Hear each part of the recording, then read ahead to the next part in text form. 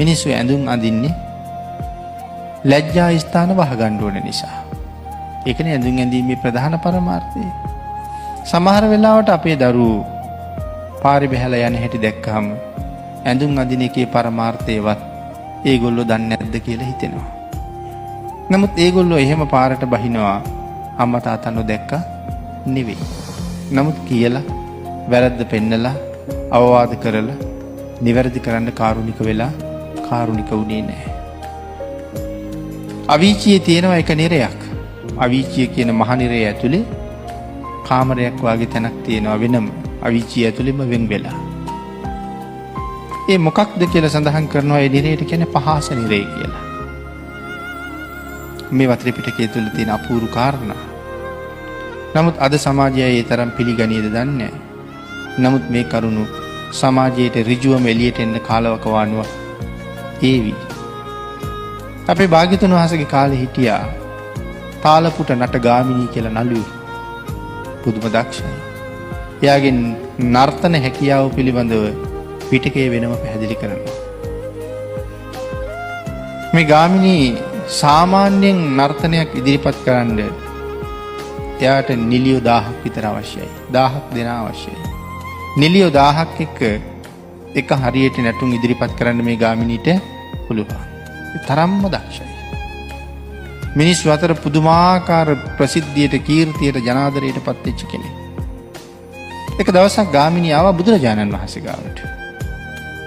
ගාමිණී ඇවිල්ලා බුදුරජාණන් වහන්සේගෙන් අහනවා ස්වාමීනි මට මේ උතුම් ශාස්ත්‍රය කියලා දුන්න මගේ ආචාර්යවරු බඹලොව ඇති නේද කියලා. බුදුරජාණන් වහන්සේ සඳහන් කළා ගාමිණී මගෙන් අහන්න එපා ඒක. ගාමිණී දෙවනි පාරත් ඇහුවා. ඒගොල්ලෝ බඹලොව ඇති නේද ස්වාමීනි කියලා. මගෙන් අහන්න එපා ගාමිණී කිව්වා. තුන්වෙනි පාරත් ඇහුවා. භාග්‍යතුන් වහන්සේ සඳහන් කළා ගාමිණී මට නිශ්ශබ්ද වෙන්න දෙන්නෙම නැද්ද කියලා ඇහුවා. එහෙනම් අහගන්න කියලා භාග්‍යතුන් වහන්සේ සඳහන් කළා ඒ හැමෝම පහස නිරේ දුක් විඳිනවා කියලා. ගාමිණී අඬන්න පටන් ගත්තා. භාග්‍යතුන් වහන්සේ ඇහුවා ඇයි? ඒගොල්ලෝ නිරේට ගියපු හින්දාද? ගාමිණී කියනවා නෑ. ඒගොල්ලෝ මේ ශාස්ත්‍රයේ මට උගන්වපු හින්දා කියලා. අඬන්නේ.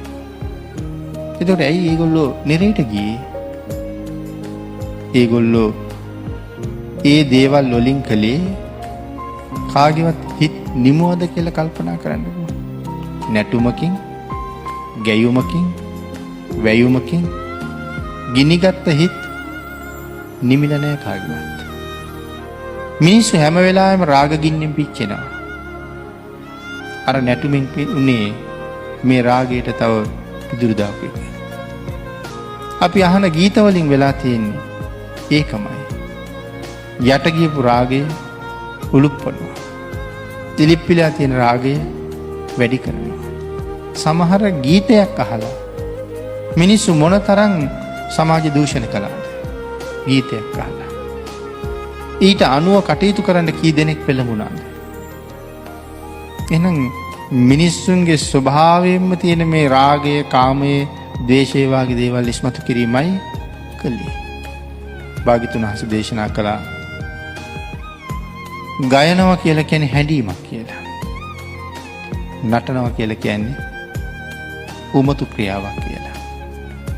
අපි රූපවාහිනියක හරි නැටුමක් දිහා බලාගෙන ඉන්නකොට ඒකේ යටාවතින් සංගීතයකුත් එන නිසා අපිට ඒක වැඩි දැනෙන්නේ නැහැ. නමුත් සංගීත හඬ වහලා දාලා නටන දිහා විතරක් බලාගෙන හිටියොත් ඒක මහ පිස්සු වැඩක් වගේ පේනවා. අර සංගීත හඬ ඇහෙනකොට ඒක අපිට තරම් දැනෙන්නේ නැහැ. ඒකට මම කියන්න ආවේ අර දරුවන්ට අඳින හැටි කියලා දීලත් නැහැ. ඒගොල්ලෝ එහෙම අඳින්නේ තව කීප දෙනෙකුගේ හරි අවධානය මං කෙරෙහි යොමු කරගන්න.